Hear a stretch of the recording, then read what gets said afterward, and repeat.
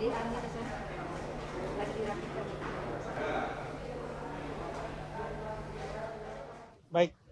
rekan-rekan sekalian, salah satu materi rapat tadi, rapat terbatas adalah mengenai masalah RUU KUHP.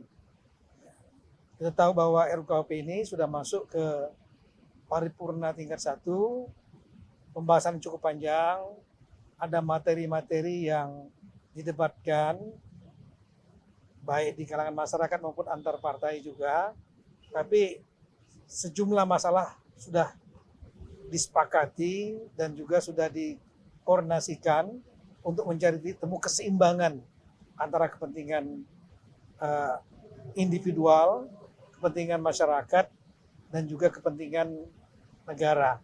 Untuk secara teknis detailnya saya kira nanti Pak Wamenkumham dan Prof. Merkus akan menjelaskan. Silakan. Terima kasih Pak Mendagri. Teman-teman media, ada beberapa hal yang tadi kami laporkan kepada Bapak Presiden. Pertama, bahwa berdasarkan draft terakhir tanggal 9 November 2022 yang kami serahkan ke DPR kemudian mengeluarkan sejumlah DIM. Yang itu telah kami bahas pada tanggal 24 November. Dan mengapa pembahasannya bisa berlangsung dengan cepat? Karena kami pemerintah mengakomodasi masukan dari DPR yang tertuang dalam daftar inventaris masalah.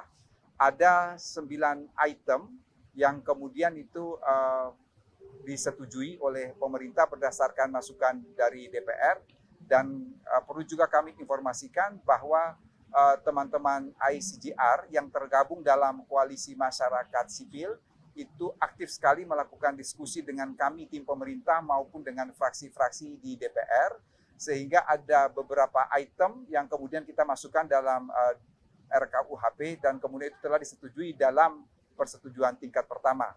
Yang pertama adalah terkait the living law atau hukum yang hidup dalam masyarakat. Fraksi-fraksi di DPR meminta agar ada peraturan pemerintah yang memberi pedoman untuk penyusunan perda terkait dengan the living law itu.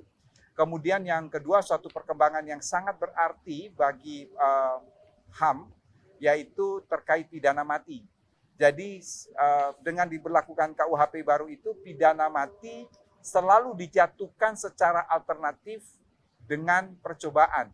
Artinya hakim tidak bisa langsung menjatuhkan pidana mati, tetapi pidana mati itu dengan percobaan 10 tahun. Jika dalam jangka waktu 10 tahun terpidana berkelakuan baik, maka pidana mati itu dirubah menjadi pidana seumur hidup atau pidana 20 tahun. Kemudian hal lain yang penting juga diketahui bahwa pasal penghinaan terhadap kekuasaan umum itu dihapuskan. Ya, itu kemudian kami menambahkan ada pasal 240 RKUHP terkait penghinaan terhadap pemerintah, yang itu juga sangat dibatasi bahwa pemerintah di sini adalah lembaga kepresidenan, sementara penghinaan terhadap lembaga negara itu hanya terbatas pada pada legislatif, yaitu DPR, MPR, dan DPD, sementara terhadap yudikatif hanya dibatasi untuk Mahkamah Konstitusi dan Mahkamah Agung, dan itu merupakan delik aduan. Satu hal penting juga yang dikhawatirkan oleh teman-teman media bahwa baik dalam penjelasan pasal yang berkaitan dengan penyerangan harkat dan martabat presiden maupun penghinaan terhadap pemerintah dan lembaga negara, kami memberikan penjelasan seketat mungkin yang membedakan antara penghinaan dan kritik. Dan penjelasan di dalam kedua pasal tersebut itu kami ambil dalam kami merujuk pada Undang-Undang Pers, yang di situ ditegaskan bahwa dalam satu negara demokrasi, kritik itu diperlukan sebagai suatu kontrol sosial. Dan kemudian pasal-pasal yang dikhawatirkan itu tidak akan mengalami multi interpretasi karena sudah kami jelaskan sedetil mungkin. Lalu terkait dengan kejahatan narkotika, kami hanya memberikan bridging articles karena selanjutnya akan diatur di dalam undang-undang narkotika yang sedang dibahas oleh pemerintah dan DPR. Kemudian yang berikut terkait kohabitasi, ini ada win-win solution, yaitu Yang pertama pasal itu ada, tetapi kemudian ada dalam penjelasan bahwa dengan berlakunya pasal tentang kohabitasi ini, maka semua peraturan perundang-undangan di bawah KUHP yang berkaitan dengan kohabitasi itu dinyatakan tidak berlaku. Yang terakhir yaitu KUHP ini dia menghapus pasal-pasal terkait pencemaran nama baik dan penghinaan yang ada di dalam Undang-Undang Informasi dan Transaksi Elektronik.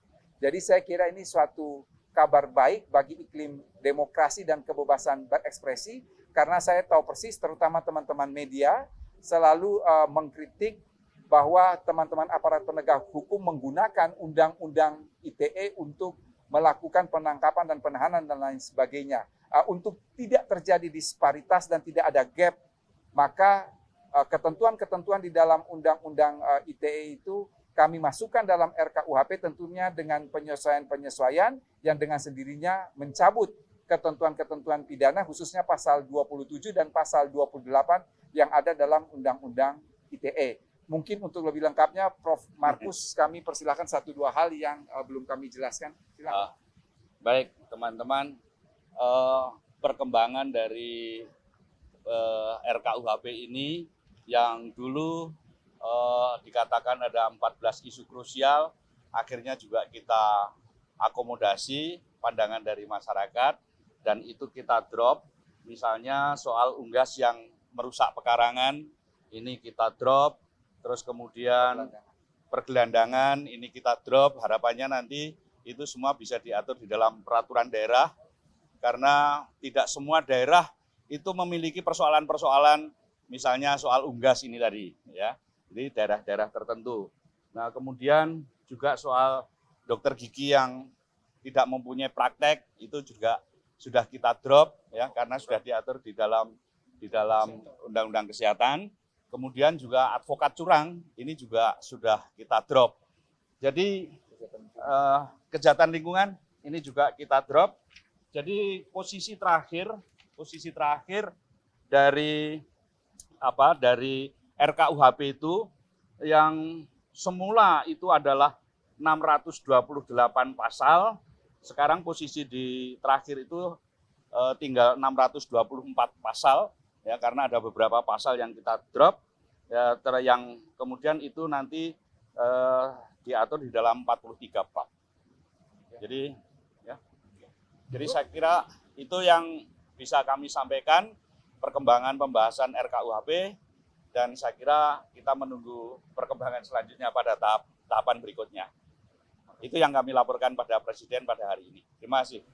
Baik, rekan-rekan sekalian, jadi saya bukan sebagai Mendagri, selaku ad interim Bapak Menko Polhukam, ya, sebagai koordinator, karena Bapak Menko Polhukam sedang keluar negeri, Pak Menkumham juga keluar negeri, jadi saya selaku ad interim Menko Polhukam menjadi lead, otomatis ditunjuk oleh pemerintah, dan nanti perkembangannya kita akan menunggu paripurna tingkat 2, menunggu kabar dari DPR RI. Sekira itu aja. Ada yang mau ditanyakan? Ya? Belum tahu. Kan bola sekarang ada di DPR. Nah, pertanyaan itu harus ada di DPR. Kapan waktunya?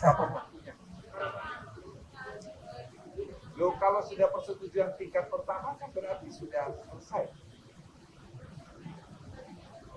Banyak berapa orang? Banyak berapa orang dan isunya apa? Jadi Anda kan pemberitaan harus akurat, ya. Jadi banyak itu berapa orang, isunya apa? Saya akan jawab. Karena saya mau mengatakan kami melakukan ini mendengarkan masukan dari koalisi masyarakat sipil yang dimotori oleh ICCR. Jadi apalagi yang kurang? Ya sudah ada, dan kami kan memperjelaskan di dalam penjelasan itu. Kan yang diminta kan adalah perbedaan penghinaan dan kritik. Itu sudah kita jelaskan. Penjelasannya di apa? Diambil dari Undang-Undang Pers. Terima kasih. Baik, terima kasih banyak. Assalamualaikum warahmatullahi wabarakatuh. Sedang kita sudah ada.